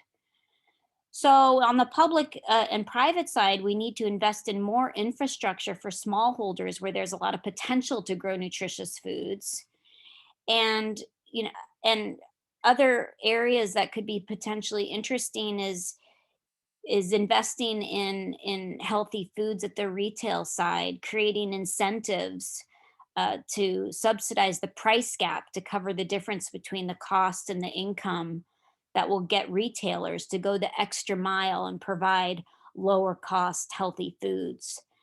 So in the UN Food Summit, there's a lot of these types of game changers to reorient public and private investments towards access and availability of healthy foods, because we know that consumers, it can't be put on their backs, right? They can't afford those healthy diets. So it's really important that we get more financing in this space if we want to have a healthy population that can weather storms like COVID. And that's important for Asia with the double burden of malnutrition, and it's important for the world. So I just want to advocate for more investments on healthy diets, and really appreciate the time. Thank you so much, Shingo. Yeah, let's not forget this nutrition issue is a huge challenge in Asia, and we really have to focus on this nutrition consequence of food system. Unfortunately, the time is very limited, but I see a lot of questions in chat box. We need to move on to the closing session, but like Matan, Shengen, there are some questions in the chat box. If you can answer those one in the chat box, I appreciate that. So I really appreciate all the panelists, Kevin's excellent lead speakers, and Shengen's, Matan, and Jessica. Thank you very much for your active participation and discussion. So now I back to floor to Chair Jin-Fang for closing sessions. Thank you. Thank you so much. Thank you, Shingen. I thank you, Shingo, Martin, Jessica, and also Kevin. Thanks, all the discussion very helpful for us to finalize the knowledge product and this financing sustainable resilience food systems. Now, because of the we only over time a little bit, let me now invite the Director General of the Private Sector Operations Department, Madam Dr. Susan Gabriel, to deliver the closing remarks.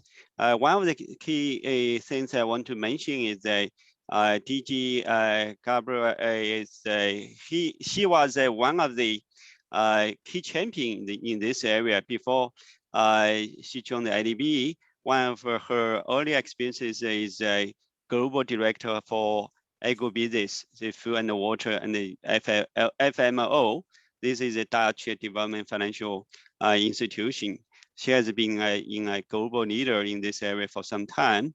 So DG, over to you. Deliver the closing remarks for this important event. Susan, thank you. Thank you. I hope you can hear me well. Yeah. Good evening, good morning, colleagues, guests. I'd like to thank you all, the speakers and panelists, for sharing their knowledge and insightful presentations. And I believe that we've learned a lot. The discussion today is a good kickstart of the dialogue on sustainable and resilient food systems toward the UN Food Systems Summit in September and ADB's Rural Development and Food Security Forum later this year. The discussion will help us finalize our knowledge products on financing sustainable and resilient food systems. I hope this food system approach will provide useful guidance for the future operations of ADB and its development partners in the food and agricultural sector. It's also a subject close to the heart, as well as having worked in this previously with FMO. I was raised on a cattle and grain farm in Western Canada, so it's something that I know the challenges firsthand. It's obviously hard to summarize today's rich discussions, but I would like to highlight 3 key points. First, our operations in food security and rural development have been very much focused on the agricultural production stage. But looking ahead, we need to increase efforts to a more holistic approach covering the entire food and agribusiness value chain and consider its linkages with nutrition outcome, natural capital, climate change, and public health. Today's discussion is instrumental in this regard. And I'm also very encouraged by the strong growth in ADB's agribusiness value chain operations in recent years and the one ADB approach taken on many projects with public sector and private sector teams working together towards common goals. Secondly, the COVID-19 pandemic gives us an opportunity to reconsider the resilience of our food systems. We should not miss this momentum to build back better food systems, as we have seen the real impact and disruptions as a result of COVID-19. And beyond COVID, our food systems need to be more resilient to a wider set of risks, including long-term climate risks, environmental risks, and public health risks. We also need to focus on resilience in this regard. Food systems also need to become more inclusive of people at the bottom of the pyramid, women, and other vulnerable members of society. This is fundamental to ensure long-term food security in the region. Finally, ADB can play a unique role in closing the financing gap for food system transformation in the region. We can support the government to develop an enabling policy and institutional environment to provide the right incentives for farmers, processors, and consumers. But governments will only provide a small fraction of the $300 billion investment required every year to build more resilient food systems in Asia and the Pacific. ADB has an instrumental role in mobilizing more financing from the private sector, as you've partially heard. We can do this only by using we can do this by using traditional tools such as trade finance, working capital solutions, support for financial intermediaries, and direct financing to private sector companies. But we're also promoting new instruments like supply chain finance, green bonds, and blended finance. And in particular, ADB is using blended finance tools to boost private sector investments in climate change mitigation and adaptation, inclusive business, as well as innovative technologies with the recent launch of ADB's Venture Capital Fund. ADB Ventures was launched last year and invests in early stage technology companies globally that address urgent development challenges in emerging Asia and the Pacific. ADB Ventures will spur high impact agri-tech, clean tech, fintech, and health tech innovations in this region within its ecosystem. Shortly, the first investments made by the fund will be announced. And last, there is natural capital, as was mentioned, with the proposed innovative natural capital financing facility, which was already discussed. I hope we can continue this dialogue in collaboration with our partners as we have a number of webinars coming up this year. The next webinar in April will focus on smallholder farmers as agents for sustainable food systems. In May, we are planning another webinar on digital agriculture, during which we will be eager to share more client cases on high impact innovations. And once again, I'd like to thank all the speakers, panelists, and participants for making this webinar a great success. Thank you again. Thank you so much, DG Gabriel. I also join you thanking all of the speakers, panelists, and also participants for the key contribution make this webinar successful. So before I close this webinar, I saw that my colleague want to have the short survey. So Leah, where you put the screen on the to ask one of the participants quickly click from their screen. And they how they we prepare in the future webinar better. Where the screen? Yes, so Erin is already projecting the thank you slide with a link to the post-event survey. I've also shared it in the chat box. Hope everyone can answer. Thank you. Where it is? Okay, so the since the link already shared in the chat box, probably you just click the URL link and also to answer the questions. So probably let me thank you again. Thanks a lot for what the participants stay with us 2 hours.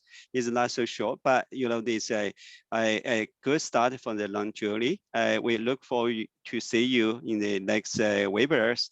Let me now end this webinar by announcing our webinar series successfully launched today, and I look forward to more productive discussions in the future.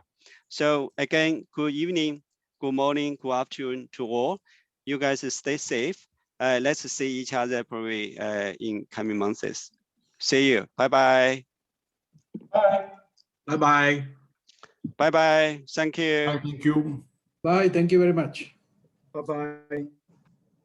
Thank you.